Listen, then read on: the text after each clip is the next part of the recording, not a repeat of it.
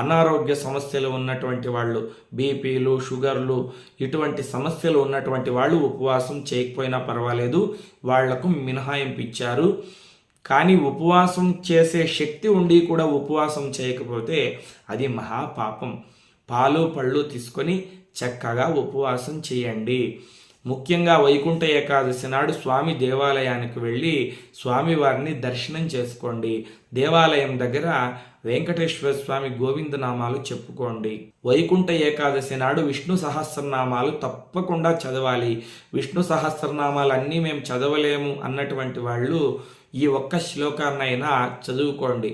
Vanamali గదీశాంగే శంఖే చక్రే చనందకే శ్రీమాన్నారాయణ Vishnu వాసుదేవోభిరక్షత్.